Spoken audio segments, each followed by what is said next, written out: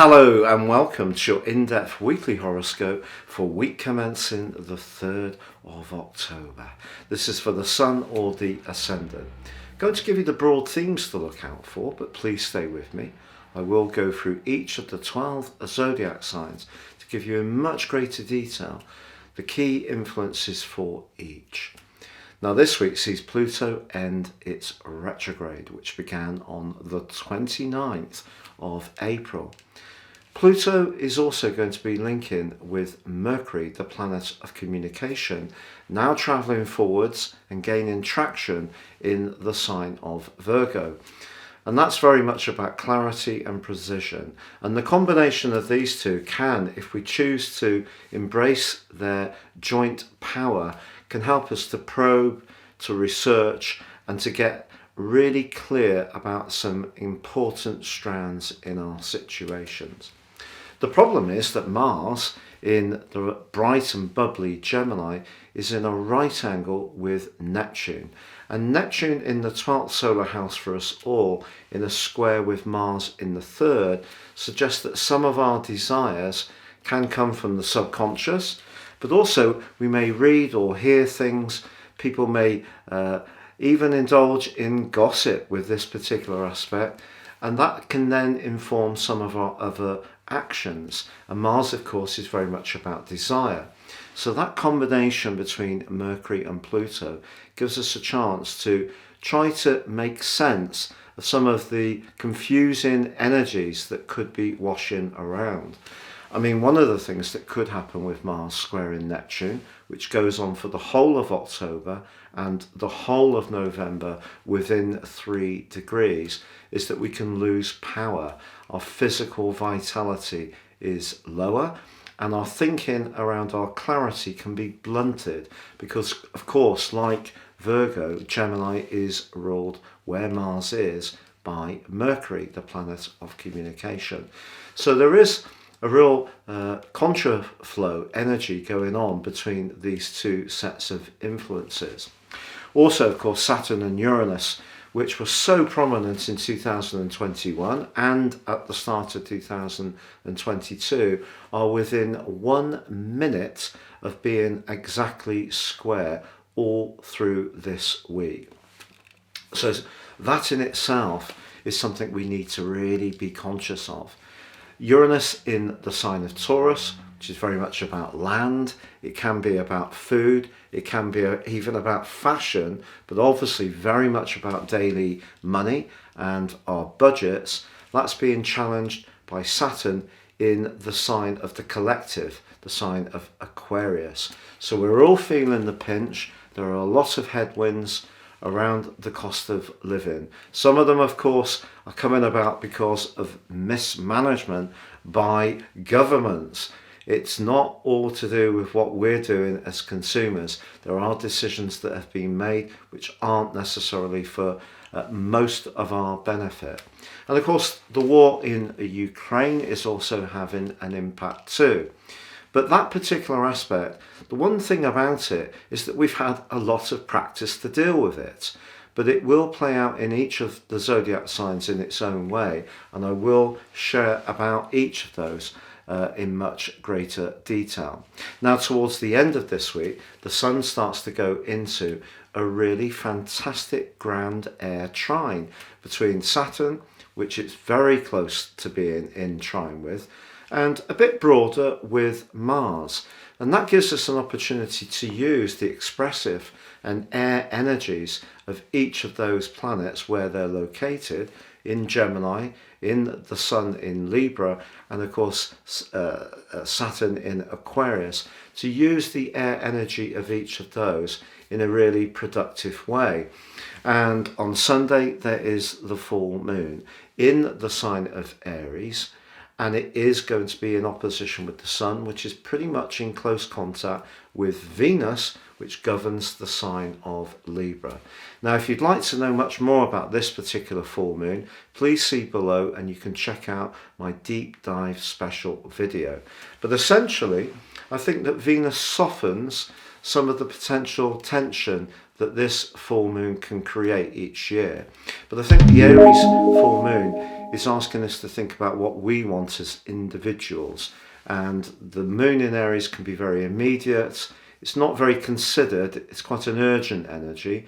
Whereas the Sun and Venus close together in Libra are asking us to think about how we interact with others, how we balance things, how we disseminate information, how we embrace fairness, because those are very Libran energies.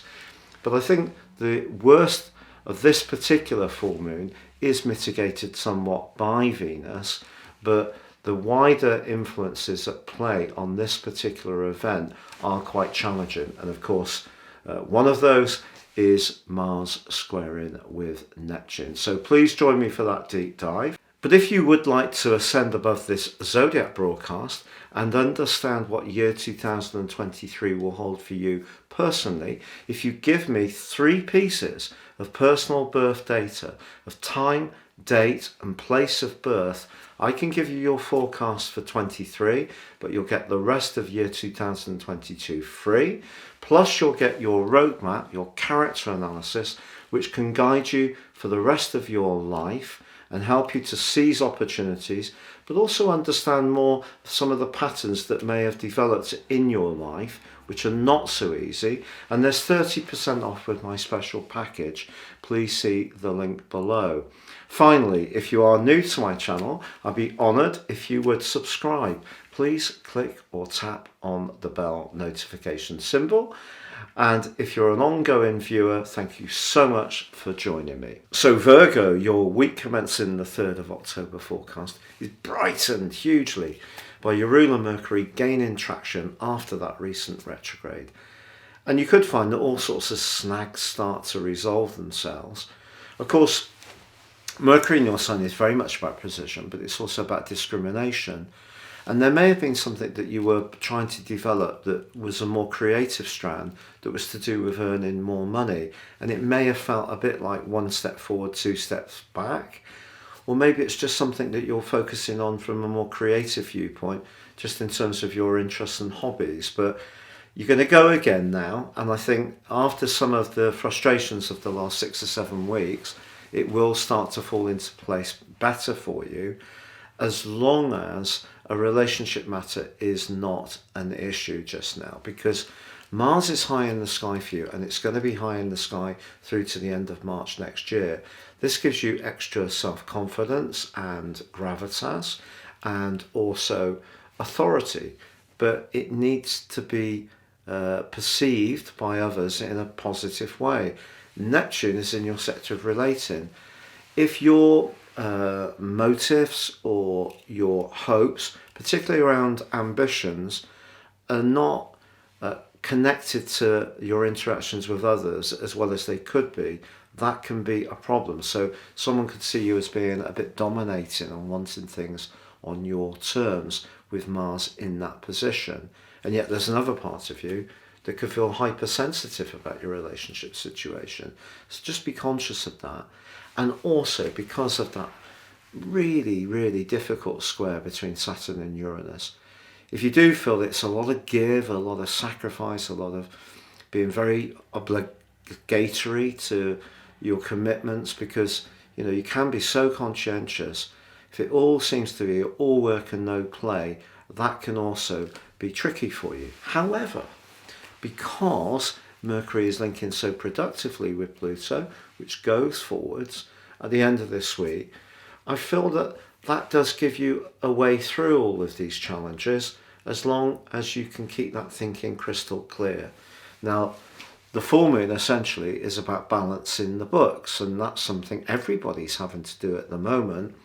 But perhaps the challenge for you is that Venus being so close to the Sun could see you really attracted to calorific goodies at this current time, really attracted to being a bit more extravagant, even though your normal modus operandi may be to actually be quite thrifty. So this is a full moon which could tempt you to be a little bit more free and easy, even if it's just with some treats. Why not? Everybody needs some treats. But if you feel that you're needing more than that. Perhaps you need to look a little closer inside about your sense of self, because the second house, where the Sun and Venus are, is very much about self.